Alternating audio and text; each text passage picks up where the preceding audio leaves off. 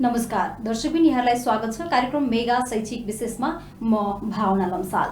हामीले मेगा शैक्षिक विशेषमा शिक्षा क्षेत्रका विभिन्न विषयवस्तु, विकृति, विसङ्गति, पछिल्लो समय शिक्षा क्षेत्रमा के कस्ता कमी कमजोरीहरू भइरहेका छन्, यसलाई परिमार्जन र यसलाई अझ परिष्कृत गरेर अगाडि बढ्नको लागि के गर्नुपर्छ भन्ने विषयमा हामीले कुराकानी गर्दै आइरहेका छौँ। भर्खरै मात्र यासी स्थगित भइरहेको छ। यासी स्थगितपछि विद्यार्थीहरूको मनोबलमा पर्ने असर, यासीले गर्दा विद्यार्थी र अभिभावकहरूमा परेको असर, त्योसँगै विद्यालयहरूमा परेको असरलाई कसरी हेर्न सकिन्छ त भन्ने विषयमा आजको कार्यक्रममा हामीले कुराकानी गर्न लागेका छौँ। आज हामीसँग हुनुहुन्छ ओप्स अर्थात् अर्गनाइजेसन अफ प्राइभेट स्कुलका अध्यक्ष हुनुहुन्छ हामीसँग लोकेन्द्र बहादुर खड्का। सर, स्वागत छ यहाँलाई कार्यक्रममा। धन्यवाद। नमस्ते। के छ सर, पछिल्लो समय लकडाउनको अवधिमा तपाईँ पनि पक्कै लकडाउनसँग अछुतो त हुनुहुन्न। लकडाउनको समयमा चाहिँ आफूलाई कसरी व्यस्त राख्नुभयो त? अब यो अप्रत्याशितै हुनुपर्छ। अब नियमित विद्यालयका शैक्षिक गतिविधि गर्दा गर्दै 81 एक दिन भोलिपल्ट एसीको इक्जाम हुँदै थियो। त्यसको अगाडिल्लो दिन बल्ल अब सबै कुराहरू ठप्प पार्ने अनि एसीलाई पनि स्थगित गर्ने कुरा भयो। अनि हामी जुन एउटा स्पिडमा शैक्षिक संस्थाको व्यवस्थापन गर्दै शैक्षिक आन्दोलनमा उमिएका मान्छेहरूको लागि अप्रत्याशित आएको निर्णयले केही कुराहरू हामीलाई निराशा त बनायो।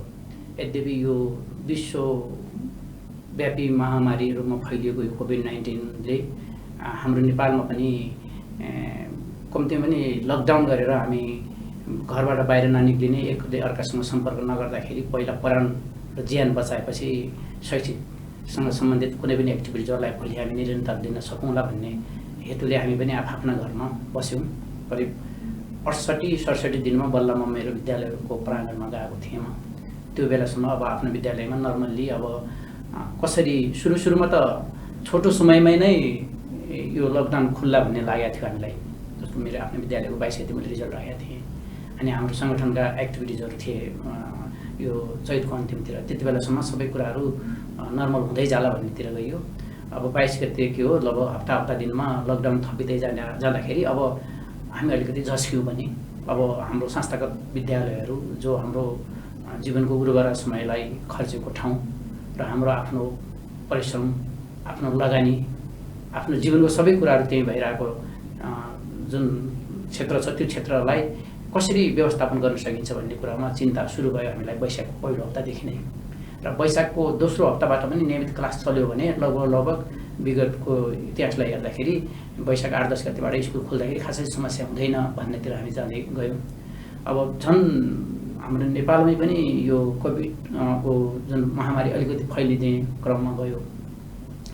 अनि त्यसपछि गएर पहिलो 1 नम्बरमा शिक्षा क्षेत्रमा करिब ठुलो सङ्ख्यामा बालबालिकाहरू घरभित्रै थुनिँदाखेरि राज्यले पनि एक किसिमले यसलाई कसरी व्यवस्थापन गर्नुपर्ने भन्ने सोच्नुपर्ने आफ्नो ठाउँ थियो।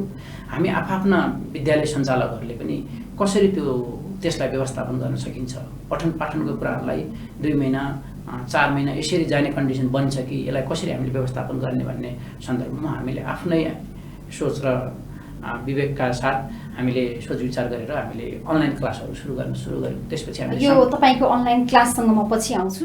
अहिले चाहिँ जस्तै यो अस्ति मात्रै सरकारले जुन एउटा प्रतिनिधि मण्डलले एउटा निर्णय गर्यो, यासी अब यो वर्षको लागि स्थगित गर्न सकिन्छ, यासी नदिने भनेर कुरा गर्यो। यासीसँग जोडिएका 4,82,000 भन्दा विद्यार्थीहरू चैत्र 6 गतेदेखि यासी दिनको लागि तयारीमा बसिरहेका थिए। ती विद्यार्थीलाई यासी स्थगित भयो, उनीहरूमा छुट्टै एउटा परीक्षा दिनु परेन भन्ने आफ्नो खुसी आफ्नो ठाउँमा होला।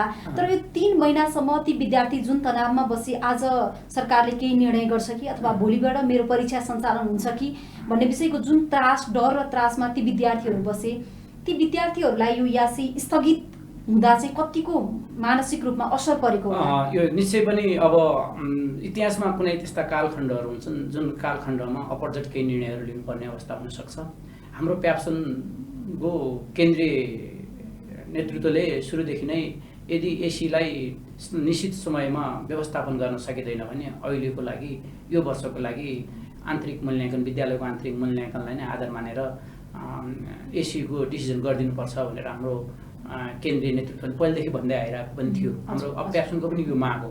यद्यपि हामी संस्थागत विद्यालय सञ्चालकहरू जसरी महत्त्वपूर्ण समय विद्यालयमा दिएर विद्यार्थीहरूलाई धेरैभन्दा धेरै विषयमा जानकार बनाएर धेरैभन्दा धेरै उत्कृष्ट नतिजाको लागि हामी जुन लागि परेका थियौँ त्यस्तो लागि पर्ने विद्यालय अनि त्यस्तो गरेर अत्यन्तै उत्कृष्ट मेहनत गर्ने विद्यार्थीलाई यसले केही असर त गरेको छ, असर गरेकै छ। किनभने मेहनत गरेर 3 घण्टाको परीक्षामा बस्ने एउटा प्रवृत्ति त्यति म पनि त्यसलाई उपलब्धिमूलक मान्दिनँ। यद्यपि मैले राम्रो गर्नुपर्छ, राम्रो गर्नको लागि पढ्नुपर्छ भन्ने भावना जुन विद्यार्थीमा थियो र विद्यालयले पनि उत्कृष्ट नतिजाको लागि कुनै कसुर नराखेर बिहानदेखि बेलुकीसम्म विद्यार्थीलाई जस्तो किसिमले तयारी गरेको थियो। आज एसीको रिजल्ट जा सकियो, अब केही दिन बच्चाले रेस्ट गर्ने, त्यसपछि गएर नतिजा कुर्ने, नतिजामा मेरो विद्यालयले हाई जिपिए ल्याउँछ कि ल्याउँदैन, मैले कतिको राम्रो गर्छु भनेर विद्यार्थीमा भएको जुन उत्साह उमङ्ग हुन्थ्यो नि त्यो त अब लकडाउनले मारि नै सकेको थियो। अब हामीलाई अर्को चिन्ता के भएको थियो भन्दाखेरि कतै ल्याप्स हुँदै गएर विद्यार्थीले 3 महिना 4 महिनासम्म जाँच दिन नपाउँदाखेरि विद्यार्थीमा पनि एउटा मनोवैज्ञानिक असर परिरहने। अनि स्कुलले पनि अब अभिभावकले फी तिरेर बच्चा विद्यालयमा पढाउनु भएको छ, हामी संस्थागत विद्यालयको कुरा गर्नुपर्दा र गभर्मेन्टकै कुरा गर्नुपर्दाखेरि विद्यार्थीले निश्चित समयमा अघिल्लो दिनसम्म एकदमै तयारीका साथ गरेको। म पनि एउटा विद्यालयको एउटा परीक्षा केन्द्रको केन्द्र अध्यक्ष, म पनि केन्द्र अध्यक्षको हैसियतले सम्पूर्ण सिट प्लानिङ गरेर सम्पूर्ण तयारी गरेर कपीहरू एन्सर सिटहरू विद्यालयमा लिएर रोस्टिङ टिचरहरूलाई जाँचको लागि सम्पूर्ण तयारी गरेर सम्पूर्ण गरिसकेपछि बेलुकीमा अब घरमा जाँदै थिएँ, बाटैमा थिएँ, घर पुगेको थिएन, एसी स्थगित बनिदियो। मेरो मलाई पनि त्यसले धेरै कुराहरू असर गर्यो। साथसाथै विद्यार्थीहरूमा त त्यसले अब अलिक बढी नै असर गरेको थियो। अब के होला, कहिले जाँच होला, जाँच हुँदाखेरि फेरि लकडाउन जाँच हुँदाखेरि पनि विद्यार्थीहरू घरवर्ती विद्यालयमा भुल्दाखेरि फेरि एकदम महामारी फैलिने पो हो कि भन्ने कुरा अभिभावकलाई पनि एउटा खाले चिन्ता थियो। अर्को कुरो, यत्रो जीवनको 13 वर्ष बिताएको विद्यार्थीले एसीमा एपियर हुँदाखेरि एपियर हुन नै नपाउँदाखेरि अभिभावकलाई झन् अर्को कुरो मनोबल अर्को किसिमको अभिभावकलाई एकदमै चिन्ताले सताइरहेको थियो। अब हामी यतिखेर विगतका वर्षहरू जस्तो हुन्थ्यो भने एसीको नतिजा कुरेको टाइम हो, यसै अवस्थामा एउटा खाले निर्णय गर्यो। अब पनि विवेकपूर्ण निर्णय गर्न आज बाँकी नै छ। वारवार्ती विद्यालयबाट 4 जिपिए हरेक विद्यार्थीलाई हाल्दै पठाउने प्रवृत्ति ठ्याक्क तपाईले जुन यो कुरा गर्नु म यही प्रसङ्गमा आउँदै थिएँ। जसरी विभिन्न विद्यालयमा 4 जिपिए लिएर आएर मेरो विद्यार्थीले 4 जिपिए लिएर आए अथवा मैले पढाएको मेरो यो विद्यार्थीले मेरोमा 50 जना विद्यार्थी थिए, तिनीहरूमध्ये 10 जनाले 4 जिपिए लिएर आए भन्न त गौरव त जसलाई पनि हुन्छ हैन। त्यो सँगै अब मलाई कता कता फिल भइरहेको छ काठमाडौँ उपत्यकादेखि लिएर विश्वभर नेपालभरि 77 जिल्लामा कम्तीमा पनि हजारौं मात्रामा निजी विद्यालयहरू छ्यास्छ्यास्ती खुलेका छन्। यी निजी विद्यालयले आफूलाई गभर्नमेन्टको पुरो त्यही हो। अब हैन जे होस्, तर यो निजी विद्यालय गभर्नमेन्ट धेरै फरक छ नि त फेरि यो हिसाबले हेर्ने हो भने पनि। निजी विद्यालयमा अब मलाई लागेको कतै व्यापारिक चलखेल त हुने होइन। होइन, यस्तो छ, म त पहिलेदेखि यो 4 जिपिए लिएर कति ठाउँमा त बोर्ड टपरै भन्ने कुरो पनि चलन छ। यताउता 4 जिपिए ल्याउनु भनेको त्यो विद्यार्थी सबै कुरामा अब्बल विद्यार्थी हो भनेर म भन्दिनँ। एग्रिगेटेड विद्यार्थी हो त्यो। एउटा विद्यार्थी 99 एउटा विषयमा ल्याउँछ, 89 एउटा विद्यार्थी ल्याउँछ, त्यो कमजोरी हुन सक्छ। अर्को विद्यार्थी दुईटैमा 90 मात्र ल्याउँछ, उसको 180 हुन्छ टोटल मार्क्स दुईटा विषयको हिसाब गर्दाखेरि। अर्को विद्यार्थीको एउटामा 99 अथवा 100, अर्कोमा 89 ल्यायो भने त्यो विद्यार्थीको जिपिए कम हुन्छ कि भन्दाखेरि विद्यार्थीहरूको जिपिए मार्क्समा मात्र मूल्याङ्कन गर्नु हुँदैन। अब मतलब के भन्छु भन्दाखेरि हरेक विद्यालयहरूमा एउटा स्पष्ट एउटा त्यस्तो इन्डिकेटर तयारी गर्छ होला मेरो विचारमा नेपाल सरकारले, शिक्षा मन्त्रालयले गर्नुपर्ने पनि जरुरी छ। त्यो विद्यार्थीहरूको निरन्तर मूल्याङ्कन विद्यालयमा हुनु जरुरी छ। विद्यालय भनेको मार्क ओरिएन्टेड हुनु हुँदैन। विद्यालय भनेको जीवन उपयोगी कसरी बाँच्ने त्यो शिक्षा दिनु पर्यो विद्यार्थीलाई। असल नागरिक कसरी हुने त्यो शिक्षा दिनु पर्यो। उत्कृष्ट अङ्क ल्याएको छ तर संस्कार केही पनि छैन, त्यस्ता विद्यार्थीहरू हामीले उत्पादन गर्ने होइन विद्यालयमा। र यो अहिलेको यो एसीको एउटा निर्णयले पनि अब विद्यालयलाई त्यतातिर लिन्छ। म त भन्छु भ्यालु बेस्ड एजुकेसनमा गएका विद्यालयहरू जसले जीवन उपयोगी शिक्षाहरू दिइरहेछन् ती विद्यालयहरू अब अब्बल विद्यालयमा गनिन्छन्। विद्यालयमा पैसासँग जिपिए किन्न पनि सक्ने अवस्था आयो। अब त्यो कुनै कमजोर विद्यालयको हेडमास्टर कमजोर अभिभावक छ भने माको लागि मेरो विद्यार्थीलाई अलिकति बढी हालिदिनुहोस् भन्ने दबाब पनि आउला। त्यो तपाईँले भनेको कुरो पनि विगतमा धेरै पहिला त्यस्तो सिस्टमहरू चल्थ्यो गरे, अलिकति धम्काएर तर्साएर 6 क्लासमा 7 क्लासमा 8 क्लासमा 9 क्लासमा अलिकति मार्क्स मेरो बच्चालाई कम मार्क्स थपिदिनुहोस् मार्क्स भन्ने किसिमको प्रवृत्ति विगतमा पनि तल्लो क्लासहरूमा कुनै कुनै स्कुलहरूमा भएको हामीले सुन्नमा आउँथ्यो। र अहिले तपाईँले भनेको कुरा एकदमै सान्दर्भिक कुरा गर्नुभयो। अब यो 4GPA को चलखेल कतै सबै विद्यालयमा त हुने होइन कि भन्ने छ। अब त्यो राज्यले एउटा स्पष्ट मापदण्ड तयार गरिदिनुपर्छ। स्पष्ट मापदण्ड यस अर्थमा तयार गरिदिनुपर्छ कि जसले गर्दाखेरि हामीले विद्यालयमा निरन्तर क्यास सिस्टम नभएका विद्यालयले पनि निरन्तर विद्यार्थीको अनुशासनका कुराहरूलाई पनि त्योभित्र राख्ने, रेगुलरली एसेसमेन्ट त्यो विद्यार्थीले गरेको छ कि छैन त्यो एसेसमेन्टहरूको कुराहरूलाई पनि रेगुलर राखिदिने, त्यो एसेसमेन्टलाई पनि जोड्दै जाने। र त्यो विद्यालयमा विद्यार्थी एटेन्डेन्स कस्तो छ, हिजो के थियो, उत्कृष्ट विद्यार्थी घरमै बसेर पढेका पनि छन्, त्यो विद्यालयमा आउँदैन, घरमै पढ्छ, जानेको त छ तर विद्यालयले दिएको संस्कार उसले लिएको छ कि छैन। त्यस कारणले गर्दा अबको त्यो एउटा डरलाग्दो परिस्थिति के हुनसक्छ भन्दाखेरि विद्यार्थीले पनि धम्काउने, अभिभावकले पनि धम्काएर मार्क्स बढी जस्तै एउटा कुरा म के भन्न चाहे भने तपाईँहरूले टप 10 स्टुडेन्टको क्याटेगोरी छुट्याउनु भएको हुन्छ हैन। जस्तै 80 दिने विद्यार्थी, तपाईँको विद्यालयबाट 80 दिने विद्यार्थी, निरन्तर परीक्षाहरू चल्ला हुन्छ नि, परीक्षाहरू चलिरहेको ती विद्यार्थी टप 10 मा तपाईँले औँलामा गरेर राख्नु भएको हुन्छ ती विद्यार्थीलाई। उनीहरूले अहिले पो परीक्षा हुन पाएन त यासीको, यदि परीक्षा हुन्थ्यो भने उनीहरूले ल्याउने GPA अरूको आधारमा हुन्थ्यो, त्यसलाई एकदमै राम्रो मानिन्थ्यो। अब त तपाईँले चाहिँ राम्रो भन्नुभएको विद्यार्थीको 4GPA किन नआउने त? अभिभावकले त्यसमा प्रश्न उठाउन पनि सक्ने भयो नि त सहज रूपमा। त्यस्तो त यस्तो छ, त्यो त मापदण्डभित्र अहिले जस्तो अहिले हामीले हाम्रो विद्यार्थी, म अर्गनाइजेसन अफ प्राइभेट स्कुल ओप्सको चेयरम्यान छु। हाम्रोमा राम्रा विद्यालयहरूको एउटा सङ्गठन हो यो, काठमाडौँमा छरिएर रहेका राम्रा विद्यालयहरूको ग्रुप छ। हिजो पनि धेरै विद्यार्थीहरू हाम्रा ग्रुपका विद्यार्थीहरूले 4GPA लिएर उत्तीर्ण गरिरहेका थिए। हामीले के अरे सामाजिक विकास मन्त्री हाम्रो प्रदेश 3को मन्त्रीलाई लिएर उहाँकै प्रमुख आतिथ्यमा हामीले 4GPA ल्याउने विद्यार्थीलाई नगद सहित सम्मान गरेका थियौँ। हाम्रो प्याप्सनले पनि 4GPA ल्याउनेलाई, काठमाडौँ जिल्ला प्याप्सनले पनि निरन्तर रूपमा सम्मान गर्दै आइरहेको छ। नगद पुरस्कार पैसाले गत वर्ष हाम्रो अध्यक्षज्यूले सम्मान गर्नुभएको थियो। र त्यो प्रक्रियाहरूको लागि वेट गर्ने विद्यार्थीको लागि एकछिनको लागि हो भने यो ब्रेक भयो। अब त्यो 4GPA ल्याउने विद्यार्थीहरू त अब त 4GPAहरूको मूल्याङ्कन, आन्तरिक मूल्याङ्कनबाट 4GPA बच्चा आउन सक्ने भयो। जस्तो मेरो विद्यालय हिमरेशमी हाई स्कुलमा पनि त्यो लेभलका विद्यार्थी त छन् नि, 4GPA ल्याउने। हिजो कस्तो गरेँ, आज योभन्दा उत्कृष्ट गरेर म पनि धेरै विद्यार्थीलाई 4GPA ल्याउँछु भनेर मैले मेरो हिमरेशमी पनि मैले राम्रो तयारी गरेको छु नि। ती विद्यार्थीहरूलाई मूल्याङ्कन र हाम्रो के अरे इन्डिकेटरभित्र पऱ्यो भने त हाम्रो विद्यार्थी 4GPA आउने नै भए। र तर सरकारी प्राइभेट कहीँ सरकारीमा पनि राम्रो विद्यार्थी हुन सक्छन्, 4GPA ल्याउँछन्, डेफिनेटली त्यो पनि स्वाभाविक कुरो हो।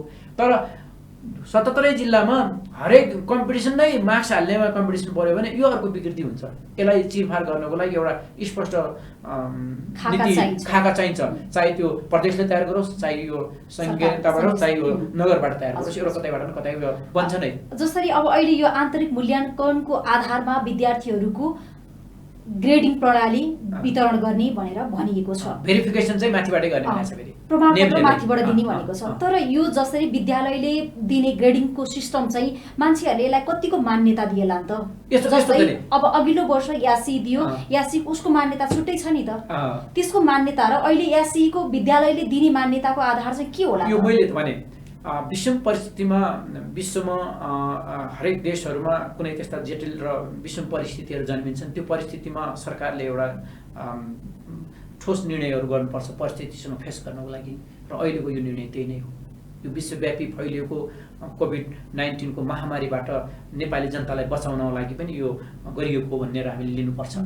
हरेक विद्यार्थीहरू परीक्षामा केन्द्रमा अहिले परीक्षा सञ्चालन गरेको भए हरेक विद्यार्थी, मेरै विद्यालयमा झन्डै 350 विद्यालयहरूमा परीक्षा केन्द्रमा मेरो विद्यार्थी जात दिन आउँथे। ती परीक्षा 350लाई मैले एक विद्यार्थीहरूको नजिक गएर मैले सिन्चर गर्नुपर्थ्यो। रोगको सर्ने हरेकलाई डरको सम्भावना हुन्थ्यो। र भोलि चलाउँदाखेरि पनि म केन्द्र अध्यक्ष म पनि भावनाले मलाई डर लागेर बसिरहेको थिएँ म पनि। तर यो प्रणालीले के भन्छ, त्यो रोगबाट हामी बच्यौँ नि एउटा। र अर्को कुरो, मूल्याङ्कनको कुरोहरूमा कुनै पनि विद्यालयको परीक्षा यति कमजोर हुँदैन जहाँ विद्यालयमा कम नम्बर ल्याउने विद्यार्थीहरू एसीमा गएर बढी नम्बर लिएर आएको रेकर्ड छ यो हिजोको दिनहरूमा सधैँ।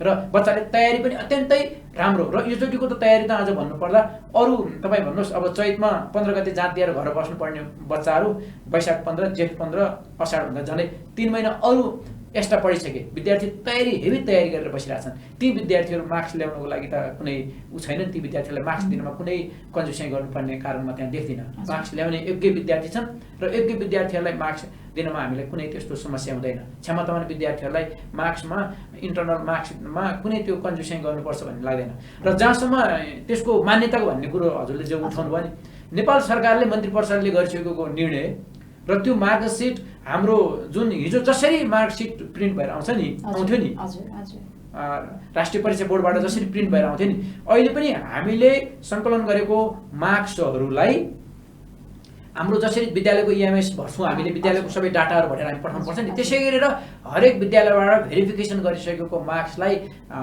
राष्ट्रिय परीक्षा बोर्डले मागेर राष्ट्रिय परीक्षा बोर्डले नै उतैबाट मार्कसिटहरू पठाइदिएर भेरिफिकेसन उतैबाट कन्ट्रोलरहरू सेन्सर सहितको मार्कसिट आयो भने त अनि अन्तर्राष्ट्रिय मान्यताको कुरो होस् अथवा राष्ट्रिय मान्यताको कुरा होस् सरकारले बनाएको नीति छ भने त त्यो नीतिभित्र रहेको हरेक कुराहरू मान्यतापूर्ण पाइहाल्यो नि त्यसले त अर्को कुरा हाम्रो यो वर्षौंदेखि चलिआएको यासी परीक्षा यो पछिल्लो समय यो ब्रेक भयो यो वर्ष कोरोना भाइरसको कारणले गर्दाखेरिमा यसले मानिसहरूको मनोबलमा पार्ने असर चाहिँ कस्तो हुन्छ होला यसले विद्यार्थीदेखि लिएर अभिभावक र शिक्षकहरूमा शिक्षिकाहरूमा पनि असर त पार्यो अब एउटा अहिले फेसबुकमा वेब आइरहेछ यो कोरोना ब्याच भन्ने जस्तो किसिमको ट्याग लाउँछन् कि भन्ने पनि कुरो आइरहेछ म त अब एसीलाई मात्र यति किन हाउजी बनाइएको भन्ने मैले नबुझेको 11-12 पनि त 10 हो एसी भनेको 11-12 देखि मास्टर्ससम्म रिसर्च एमफिल पीएचडी का रिसर्च उहरू फेलोहरू पनि त्यतिकै अलमल्ल परेर बसिरहेको अवस्थामा युनिभर्सिटीको पढाइ ठप्प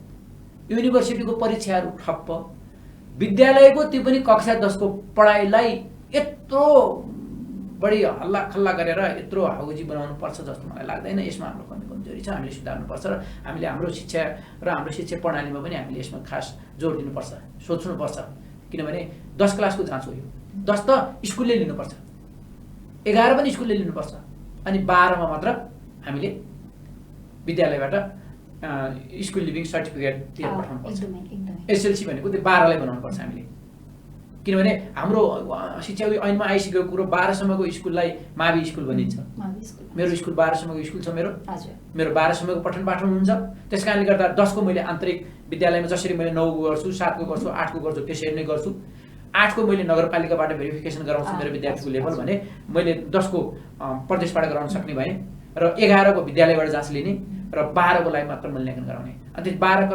भइसकेपछि बल्ल विद्यार्थीहरू युनिभर्सिटी जान्छन् युनिभर्सिटीको पढाइ त भद्रगोल र केही हिसाब नै छैन किन विद्यार्थीले अहिले 10 क्लासको लागि मात्र टेन्सन लिने तर सबैको दिमागमा तपाईले भने जस्तै अहिले चासोको विषय भनेको पत्रपत्रिकामा होस् फेसबुकमा होस् बहसका कुराहरू हुन् बुद्धिजीवीहरू सबैले यसलाई अलिकति हिजोकै अवस्थामा लिए जसरी एसएलसी चाहिँ हिजो लिन्थ्यो आज पनि त्यो आइरन गेटकै रूपमा लिइरहनु भएको छ आइरन गेट होइन अहिले त एसएलसी 4,82,000 ले एसएलसी दिँदैछन् 4,82,000 कम्तीमा पनि डी नल्याएर उत्तीर्ण हुने कन्फर्म भयो हिजो डी आउँथे तर एउटा प्रश्न त्यहाँनिर छ कहाँनिर भन्दा जो हिजो ग्रेड कम थियो अब ग्रेड अपग्रेडिङ भनेर अहिलेको परीक्षामा सम्मिलित हुन लागि प्रश्नपत्र लिएर बसेका छन् नि ती विद्यार्थीहरूलाई के गर्ने अब 4,82,000 त डी प्लस मा भइरै जाने होला कलेज पढ्ने लेभलको हैसियतको हरेक विद्यालयले मार्क्स दिने नै होला तर केही विद्यार्थी यस्ता छन् जो ग्रेड अपग्रेड र हिजो राम्रो ग्रेड मेरो आएन म्याथमेटिक्समा राम्रो आएन अथवा अन्य कुनै विषयमा राम्रो मार्क्स आएन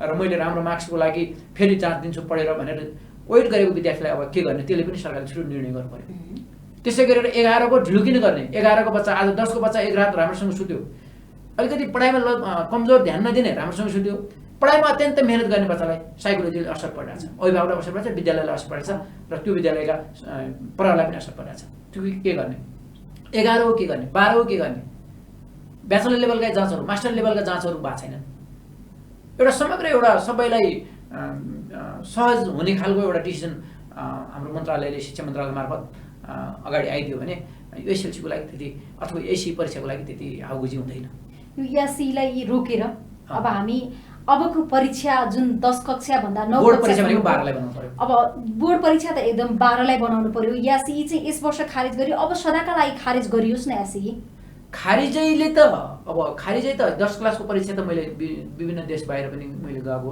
देखेको छु। मैले 10 क्लासको परीक्षा हुँदो रहेछ अन्य देशहरूमा हैन। यसरी 10 क्लासको परीक्षा भएर 11 मा पठाउने, 11 को परीक्षा भएर 12 मा पठाउने र 12 को परीक्षालाई मात्र यासी केन्द्रित जसरी एसएलसी स्कुल लिभिङ सर्टिफिकेट भनेर 12 लाई बनाउने, एसी 10 लाई एसी नै भन्ने। तर त्यो परीक्षा भनेको प्रदेश अन्तर्गत चलाउन पनि सक्यो। प्रदेश अन्तर्गत जस्तो नगरपालिकामा हाम्रो तारकेश्वर नगरपालिकाको म शिक्षा समितिको सदस्य हो। तारकेश्वर नगरपालिकाको 8 क्लासको परीक्षा भन्नुपर्दा एसी स्तरको हुन्छ। 8 क्लासको परीक्षा केन्द्र निर्धारण गरेर परीक्षालाई गोप्यता, त्यो क्वेसनलाई गोप्यताका साथ राखेर, किन कति बच्चा कुन लेभल छ बच्चा 8 क्लासमा थाहा हुन्छ हामीलाई। त्यसपछि गएर 9 मा स्कुलले जाँच लिन्छ, अलिकति बच्चा उकालिहाल्छ। अनि 10 मा गइसकेपछि फेरि प्रदेश स्तरले फेरि बच्चालाई ब्रेक गर्छ, त्यहाँनिर पनि छान्छ। त्यसपछि 11 फेरि स्कुलले गर्छ, अनि 12 लाई फेरि एउटा बोर्डमा जाँच लिने बित्तिकै बच्चाको गुणस्तर पनि आउँछ कि, र अभिभावकलाई पनि मैले त्यो लेभलले मेरो छोराछोरीलाई पढाउनु पर्छ भन्ने रहन्छ। हजुर। अब यो सँगै हामी 9 कक्षासम्मको त तपाईहरुले रिजल्ट प्रकाशन गरिसक्नु भएको थियो। तिनीहरुको ती विद्यार्थीहरुको लागि अब तपाईहरुले भर्ना अभियान के सोच्नु भएको छ, ती विद्यार्थीहरुसँगै किताबको व्यवस्था के सोच्नु भएको छ, र अबका दिनमा शिक्षा क्षेत्रको परिष्कृत कसरी हुन्छ होला? अब यस्तो छ, साह्रै एकदम सान्दर्भिक प्रश्न उठाउनु भयो। वास्तवमा भन्ने हो भने हेर्दा सिम्पल, साधारण, तर अत्यन्तै भावुक अवस्थामा छौँ हामी। जुन देशमा स्वास्थ्य शिक्षालाई समयमा निरन्तर दिन सकिएन, स्वास्थ्यलाई सेवा र शिक्षाको सेवा जुन पाउनुपर्ने नैसर्गिक अधिकार, उमेर अनुसारको सिकाइ, समय अनुकूलको बालबालिकामा सिकाइ भएन भने त्यसको असर दीर्घकालीन राज्यले बेहोर्नुपर्छ। हाम्रो देशमा पनि अब अन्य देशहरूमा अलिकति कसरी गएको छ, त्यो अन्य देशहरूमा पनि जटिल अवस्था होला भन्ने लाग्छ। जहाँसम्म हाम्रो देशको कुरा जोड्नु पर्दा अहिले हामीले नेपाल सरकारले, हामीले पहिले अघि मैले जोड्दै थिएँ नि, हामीले वैशाखको 14 गते 15-20 गतेबाट हामीले जति पहुँचमा पुग्नुहुन्छ उहाँलाई अनलाइन क्लास सुरु गऱ्यौँ। तर मेरा आफ्नै विद्यार्थी पनि झन्डै 50% भेली बाहिर रहेछन्। ती भेली बाहिर भएको बच्चाहरूको नेटको पहुँच नपुगेको विद्यार्थीले क्लास लिन सक्दैन।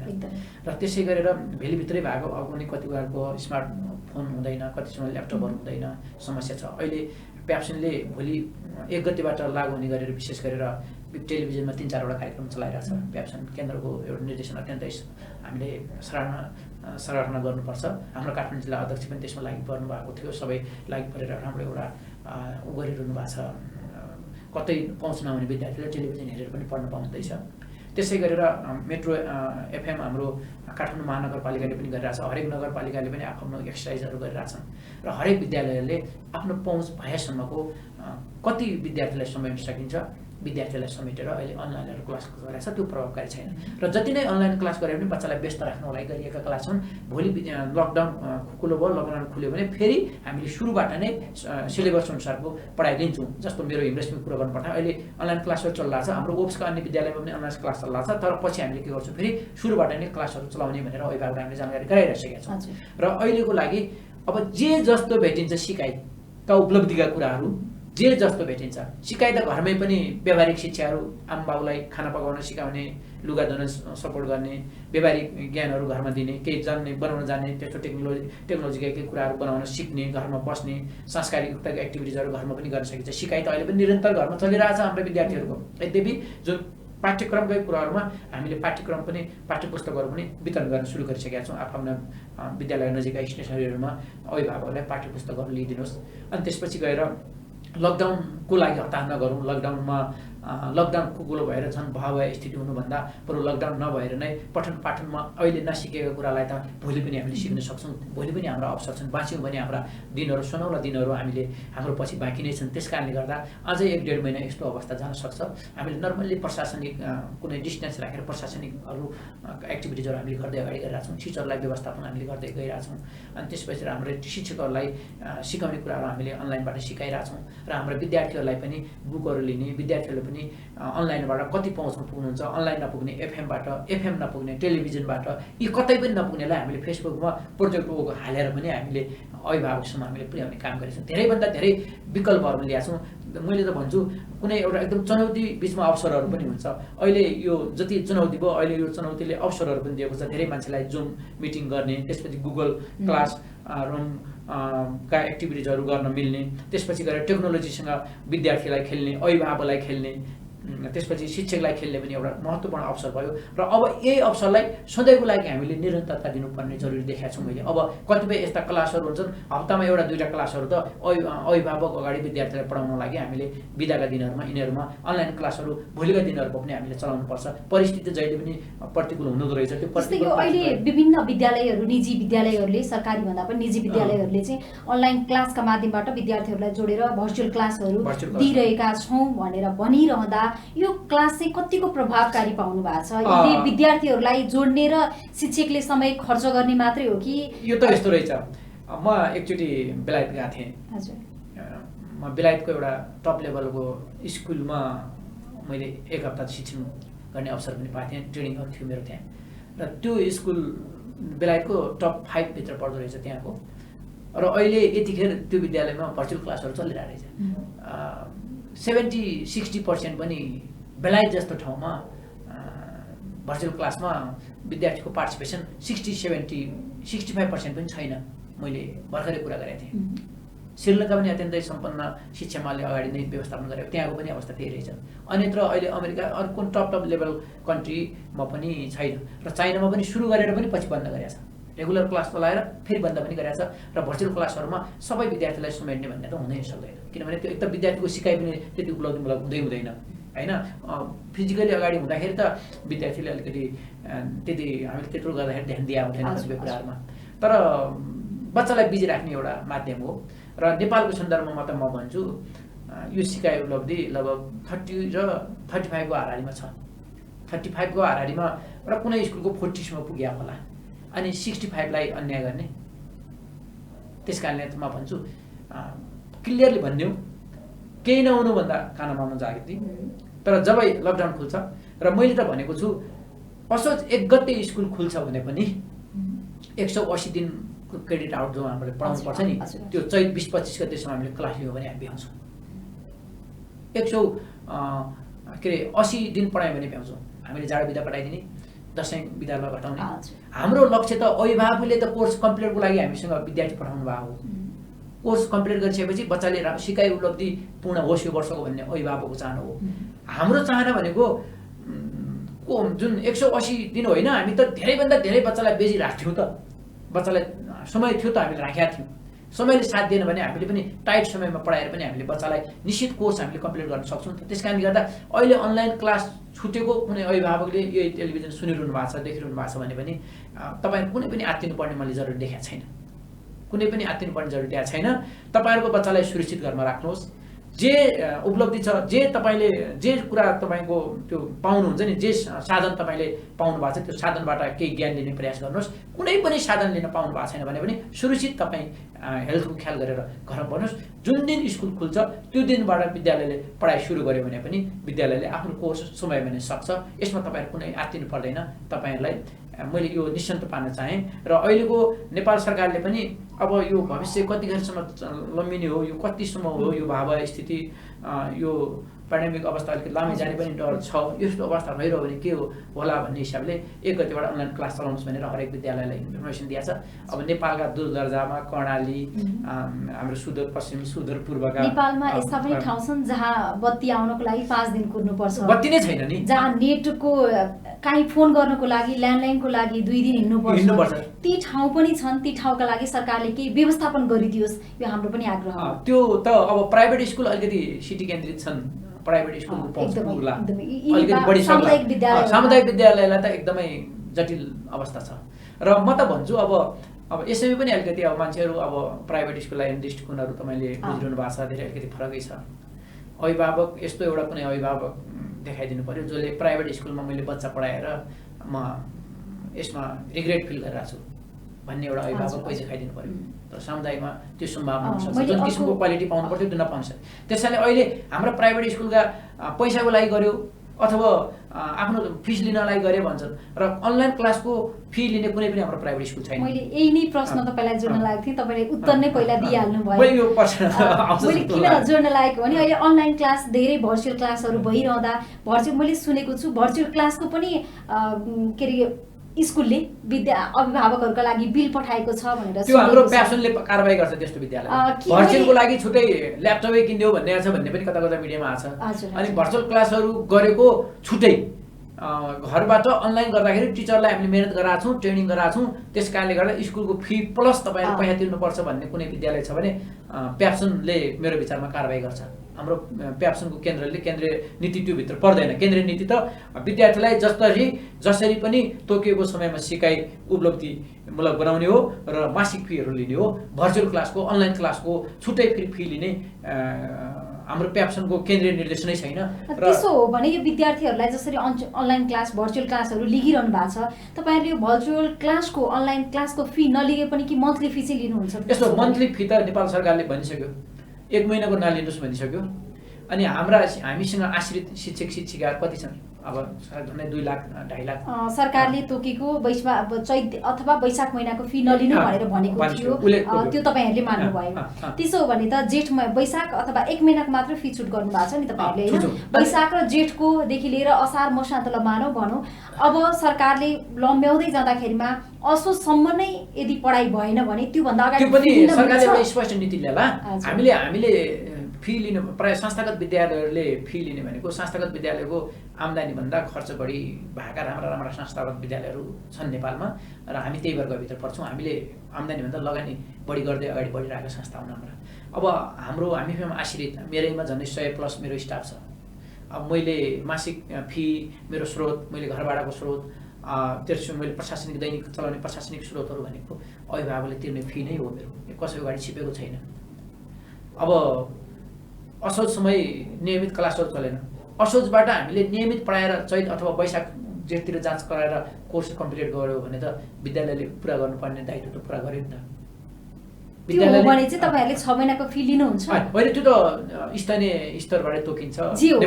नेपाल सरकारले जे तोक्छ, नेपाल सरकारले हामीलाई चित्त बुझ्दो संस्थागत विद्यालयलाई बचाउने, संस्थागत विद्यालयले गुणस्तरमा र संस्थागत विद्यालयले अहिले ह्युमन रिसोर्समा जुन किसिमको एउटा योगदान नेपाल सरकारलाई दिएछ र एउटा आर्थिक मोबिलाइजेसन र विदेशी पुँजीलाई जसरी स्वदेशमा राख्ने कामहरू गरेको छ, यो कुरालाई अलिकति गहन रूपले सोच दियो भने हामीलाई एउटा पोजिटिभ सोल्युसन दिनु पर्यो।